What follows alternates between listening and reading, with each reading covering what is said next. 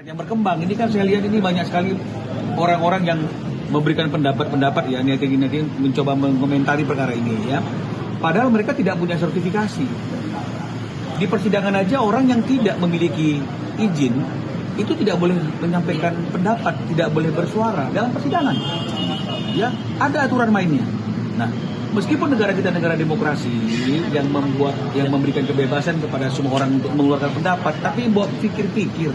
Jangan mengeluarkan pendapat ya berdasarkan apa yang dia tahu dan kemudian itu membuat suasana jadi tidak adem ayem gitu. Ya. Suasana menjadi tambah keruh. Apalagi yang mengomentari itu selain tidak memiliki sertifikasi, tidak ada latar belakang hukum, tidak baca gugatan. Tapi mencoba mengomentari. Kita bicara mengenai masa pelanggaran hak cipta akibat tidak meminta izin, yang dibahas tentang royalti. Untuk sekian kalinya saya katakan bahwa ini bukan royalti. Ini bicara terkait dengan masalah tidak memiliki izin. Apakah harus ada izin? Ya harus. Yang bilang siapa? Undang-undang. Ya, terus jangan juga menginterpretasikan dan mencoba berasumsi seolah-olah misalnya ya. Ini antara Harry Kiss, papanya Vidi, ya tergugat dengan Kenan ini adalah teman. Itu fakta yang nggak bisa dipungkiri, memang mereka teman. Tapi ini kan masalah lain. Nah, kalau memang mereka teman, harusnya dari awal masalahnya tidak akan jadi seperti ini. Kalau memang mereka teman, harusnya Bang Kenan Nasution dan Pak Rudi Pekerti tidak perlu datang ke kantor saya untuk minta bantuan hukum. Ya, jadi jangan juga bilang ini akibat adanya laler-laler yang memberikan informasi. Enggak, jangan. Jaga mulut. Ya, mulutmu adalah harimaumu. Ya, apalagi yang menyampaikan itu orang yang tidak memiliki kompetensi, sertifikasi bidang hukum. Andaikan semua orang yang bisa baca undang-undang, yang nggak buta huruf bisa baca undang-undang dan bebas ngomong, nggak perlu lagi kita di Indonesia ini pengacara. Semua orang boleh ngomong apapun tentang hukum, tapi nggak bisa. Tetap ada orang-orang yang memang patut untuk menyampaikan sesuatu karena ini sudah bicara mengenai masalah keahliannya, kompetensinya, sertifikasinya, ya. Jadi jangan sampai ada pembelokan informasi seperti yang mengatakan oh, ini akibat ada apa segala macam ya, seolah mereka lah yang menjadikan masalahnya menjadi panas, yang memberikan informasi-informasi. Tidak, ini kliennya yang datang minta perlindungan hukum. Karena mereka akhirnya paham bahwa undang-undang itu memberikan hak kepada mereka sebagai pencipta. Kalau lagunya ingin digunakan dalam pertunjukan langsung secara komersil harus ada izin. Ya, jadi tolong mulai hari ini ya kita lihatlah perkembangan perkaranya, memberikan pendapat ya harusnya bijak.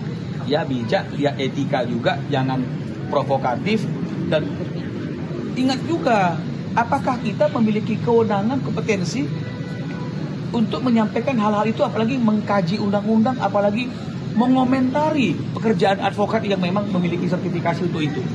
Ya, menggurui seolah-olah mereka lebih paham daripada advokat yang bersidang terkait dengan masalah bagaimana seharusnya. Ini seharusnya jangan digugat, nggak boleh ada cita jaminan. Ini siapa mereka yang ngomong-ngomong ini? Siapa mereka yang ngomong-ngomong ini? Mereka ngerti nggak hukum acara? Mereka mengerti nggak bahwa dalam aturan hukum itu boleh-boleh saja kita meminta jaminan untuk kepastian pembayaran jika tidak ada etikat baik ketika ada putusan. Ketika ada putusan loh. Artinya ini kan masih dalam proses. Ya, jadi jangan langsung dikatakan bahwa komposer itu itu sadis ya. Sudah selain minta uang 24,5 masih lagi minta rumah. Enggak. Itu hukum acaranya memang boleh seperti itu. Nah, yang paling menyedihkan yang ngomong-ngomong itu orang yang nggak mengerti hukum, orang yang nggak pernah bersidang, orang yang nggak punya izin untuk beracara. Lebih parah lagi, dipercaya omongan itu oleh orang-orang. Ya, jadi jangan lihat apa ini, jangan lihat siapa yang berbicara, tapi tolong lihat apa yang dibicarakan. Jadi substansinya harus mengakar kepada aturan hukum yang berlaku. Bang, itu kenapa 24 M kan itu hitungannya dari mana kalau boleh tahu, Bang? 600 kali saya sudah sampaikan di teman-teman media, ya, bahwa ada pelanggaran antar dua undang-undang yang tahun 2002 dan tahun 2014. Di undang-undang itu masing-masing menentukan konsekuensi denda akibat menggunakan ciptaan secara tanpa izin, ya. 2002 1 miliar kalau nggak salah. Ya. 2014 500 juta. Jadi kita lihat dari 31 pelanggaran yang kami ajukan itu berapa tahun 2002, berapa tahun 2014, akumulasi pelanggaran itu ya ditinggal dikalikan. Jadi ada landasannya dan ini bukan royalti. Apakah itu akan dikabulkan? Tergantung apa yang menjadi keputusan daripada majelis hakim. Jadi jangan menulis ke sana kemari, dianggap itu nggak layak. Oh, sedih sekali royalti 24 ini loh. Jangan ngomong sesuatu kalau kita tidak paham substansinya. Ya, ini antara kuasa hukum menggugat dengan tergugat mungkin adem-adem aja karena saling memahami hukum acara dan memahami hukum. Ini orang di luaran yang kepanasan jenggot, nggak ada kepentingan. Ini bukan urusan dia, bukan keluarga dia. Tapi ngomong yang aneh-aneh. Jangan. Artinya mari kita support perkara ini dengan cara-cara yang patuh.